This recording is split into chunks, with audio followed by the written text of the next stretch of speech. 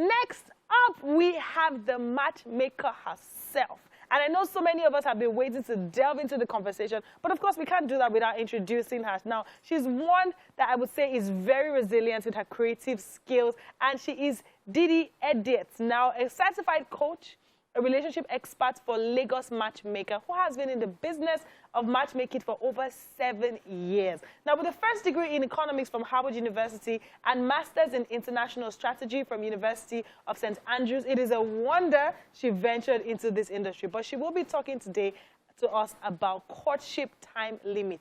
How long is too long to be courting? Good morning. Morning. Good to have you here. Thank you for having me. It's so important that we talk about this because some people just put a ring on your finger and keep you for years. So let me ask first, how many years or how many months is the ideal time to court? Courting in the sense of the fact that you're from dating to getting engaged. Engaged, yes. Yes. So ideally, in my opinion, I think 1 to 3 years is okay. 1 to 3 years? Yeah. Some people feel like that's too short. Like, I don't get to know the person enough. But then is 10 years even enough? People are married and still getting to know each other. So it's not the length of time, that matters. Okay. And how do you even measure the length of time in courtship?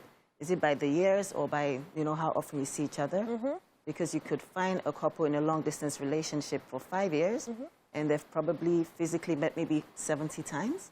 And then another couple, 1 year, and they've met like 300 times. Yeah. So, what couple would you say is, has courted longer?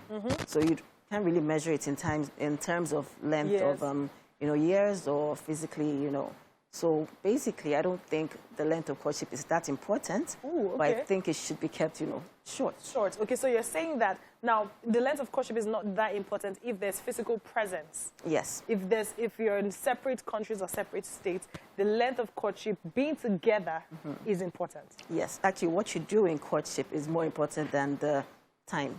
You know. Yes. So there are other things to focus on, as opposed to focusing on how long you've known each other. Yeah. Because you can know each other for like 5 years and not enough, or not as much as someone that's, known each other for 1 year. Yeah, because, I was talking to a friend and she said that she has this friend, they were just friends, and now they're dating. They've been friends for, I think, 5 years, and now they're dating. It feels like 2 different people. So what does that mean? Because how can you be friends for someone for 5 years, and now that you're dating, it's different? What makes it different? Because now you're seeing a different part of them. You're seeing the different aspects. And that's why the length of courtship isn't important. If not, she would have included the 5 years as time spent, Yeah. But there are other things that you focus on when courting. So, like, what's this person like when you travel together? So some people stay 5 years, never travel together, never have an argument. Those are important things that should be focused on in courtship, as opposed to the time spent. Something weird came to my mind now. So imagine courting for 3 years and then you haven't had an argument. Are you saying that the girl or someone should instigate an argument so we just know how you are post-argument? Somehow the argument is going to happen when you're like married. You're going to actually have conflicts and stuff. So you need to have an idea of how you're going to resolve that conflict. Yeah. Is one person the kind of person that's going to walk out? Is the other person the type that would just, keep malice? You need to just kind of have an idea. I don't know if someone will instigate.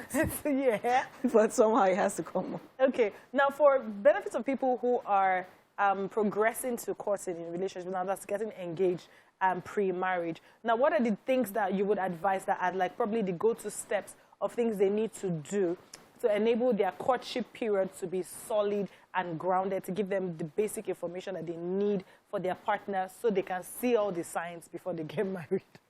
I think I'm glad now, like these days, we have like pre-marital counselors. Yes. So I like the fact that people go for that because they help you see things. And when you're in love, you're not really looking at all the extra, but they help you focus and look at how the other person spends their money. Yeah. What's their idea of how to balance family and work? Those things that you might not look at normally because you're just in love, they help you kind of, take a look at it and see if it aligns with the kind of things you want. Okay. Now, talking about aligning with what you want and in courting, how do you step back because it's a different thing when you're talking about yourself and then now you have to infuse or add someone else to your life. Now, as a matchmaker, you've been doing this for years. So in your experience, how do you advise people to be able to add someone else to all the things that you're carrying on your head? How do you advise people to do that? understanding that this person is totally different from you. So, you know, they always say relationship is work, which it is. Because even your siblings that you grew up with, the same home, the same parents, you have arguments with, you don't see eye to eye a lot of times. So, you know, talk less of someone that you have no past experience with. Yeah. So you have to just make that constant effort. You know, there are courses to take, counseling, all that, to be able to understand how to incorporate this person into your life. Yeah. You know, and that's why some people get too comfortable in their singlehood, and it's really hard for them to get someone else in. I was talking to a friend that was like, he can't share his space with any lady, you know. Like, once he hangs out with ladies, she has to, like, go home. Or, yeah, so some people can't.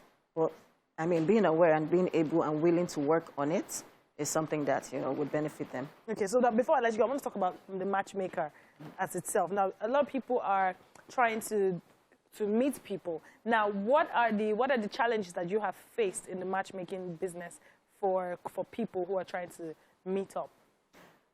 People are very stuck in their ways. So, you know, and even me being a single person, learning about yourself, constantly working on being a better version of yourself is something people are learning to do now.